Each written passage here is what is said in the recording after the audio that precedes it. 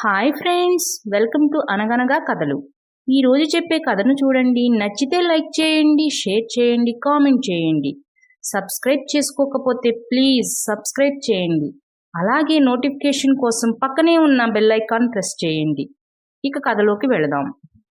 అనగనగా ఒక గ్రామంలో రామకోటి, హనుమంతు అనే భూస్వాములు ఇరుగు పొరుగు ఇళ్లల్లో ఉండేవారు. రామకోటి నిదానస్తుడు, చాలా మంచివాడు. హనుమంతు తన గొప్పలను చెప్పుకుంటూ ఇతరులను తక్కువ చేసి హేళనగా మాట్లాడుతూ ఉండేవాడు. అయితే ఈ మధ్య హనుమంతు కొత్తగా ఒక వ్యాపారం మొదలుపెట్టాడు. అదేమిటంటే సుగంధ ద్రవ్యాలను పొరుగు రాజ్యానికి ఓడల మీద ఎగుమతి చేస్తూ ఉండేవాడు. రామకోటి, నేను కొత్తగా వ్యాపారం చేస్తున్నాను, నీకు తెలుసా అని తన వ్యాపారం గురించి గొప్పగా చెప్తూ, మా కుటుంబాన్ని పోషించడానికి వ్యవసాయం సరిపోవడం లేదు రామకోటి, అందుకే వ్యాపారం మొదలు పెట్టా.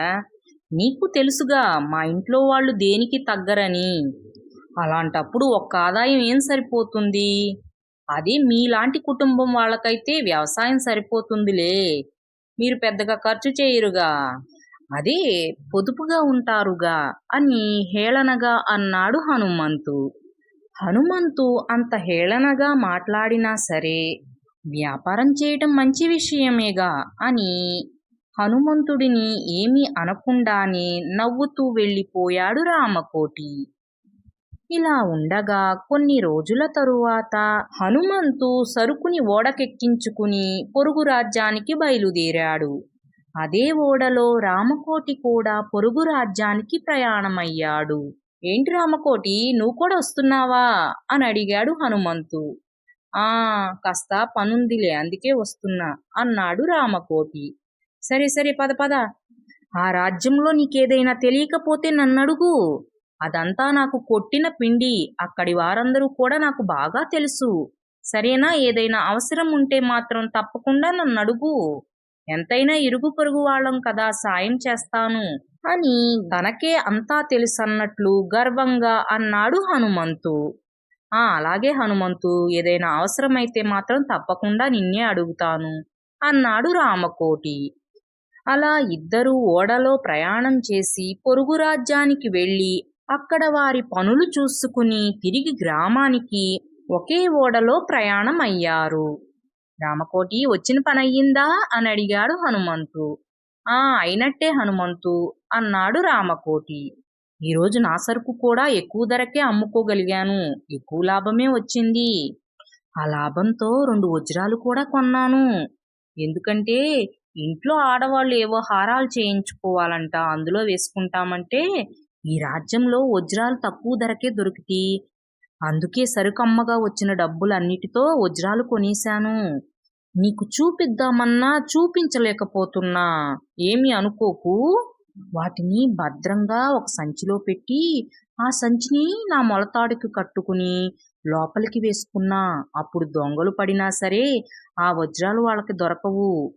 నువ్వు కూడా నీ దగ్గర ఉన్న విలువైన వస్తువుల్ని అలాగే దాచిపెట్టు, అప్పుడు ఏ భయమూ ఉండదు అని చెప్పి, అయ్యో నా మతిమండ, మీ దగ్గర అలాంటి విలువైన వస్తువులు ఉండవుగా, ఈ కష్టాలన్నీ మా లాంటి ధనికులకే, పేదవారికి ఏమీ ఉండదు అని హేళనగా మాట్లాడాడు హనుమంతు. అయినా రామకోటి ఏమీ అనకుండా ఒక చిరునవ్వు నవ్వి ఊరుకున్నాడు.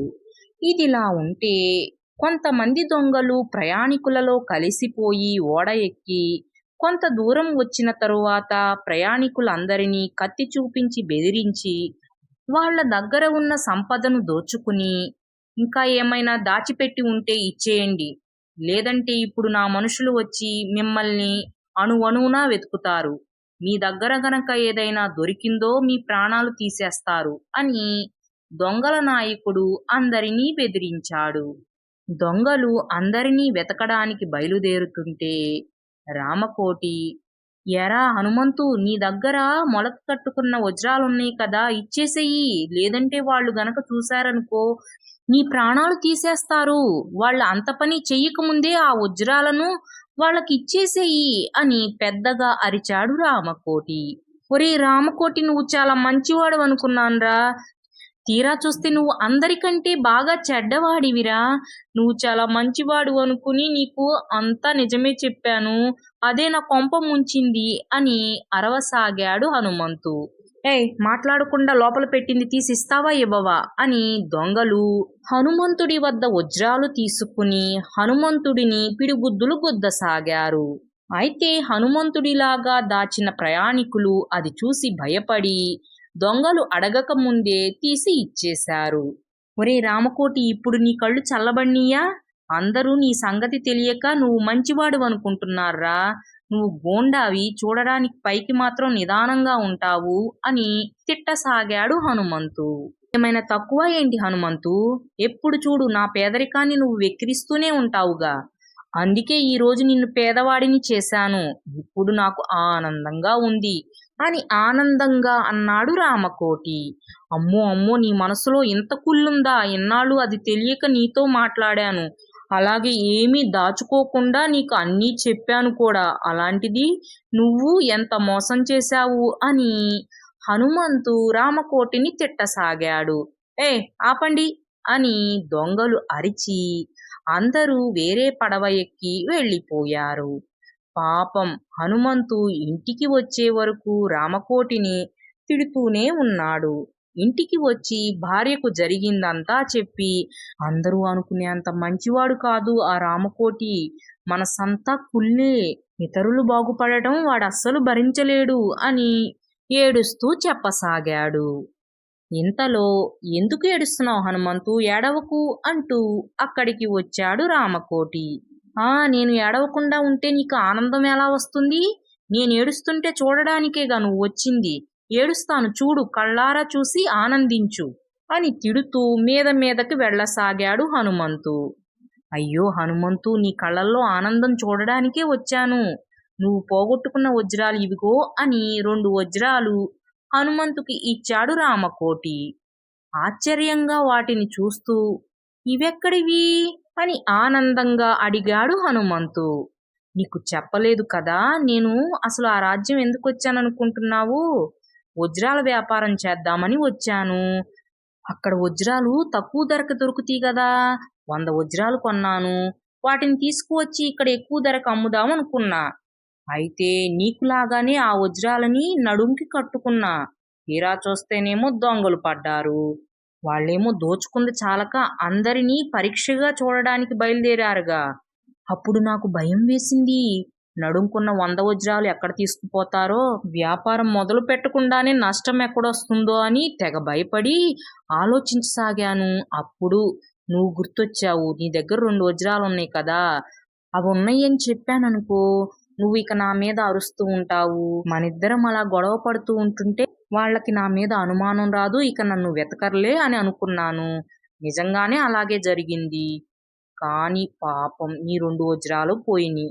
అవి పోవడానికి నేనేగా కారణం. అందుకే నా వజ్రాలు ఇస్తున్నాను. నా 100 వజ్రాలు పోవటం కంటే 2 వజ్రాలు పోవటం పెద్ద నష్టం కాదుగా. నన్ను క్షమించి నువ్వు తీసుకో అన్నాడు రామకోటి. అయ్యో, నేనే నీకు ధన్యవాదాలు చెప్పాలి. నువ్వు చెప్పినా చెప్పకపోయినా ఆ దొంగలు నన్ను వెతికేవాళ్ళు, నా దగ్గరవి కూడా తీసుకునేవాళ్ళు. అలాంటిది ఇప్పుడు నాకు నష్టం రాకుండా చేశావు. నిజంగా ఇంకొకరైతేనా వజ్రాలున్నట్టు నాకు తెలియదు కదా, అసలు ఇచ్చేవాళ్లే కాదు. నిజంగానే నువ్వు చాలా మంచివాడివి రామకోటి. అది తెలియక పొరపాటుగా నిన్నెన్ని తిట్టాను. నన్ను క్షమించు అన్నాడు హనుమంతు. మరి నన్ను కూడా క్షమించు హనుమంతు. నిన్ను దొంగలు కొట్టడానికి నేను కూడా కారణమేగా అన్నాడు రామకోటి. రామకోటి మంచితనం తెలుసుకున్న హనుమంతు ఆ రోజు నుంచి రామకోటిని తక్కువ చేసి హేళనగా మాట్లాడడం మానేశాడు. ఫ్రెండ్స్, ఈ కథ మీకు కూడా నచ్చిందనే అనుకుంటున్నాను. Thanks for watching. మరో మంచి కథతో మళ్ళీ కలుద్దాం. అప్పటి వరకు సెలవు. Take care. బాయ్.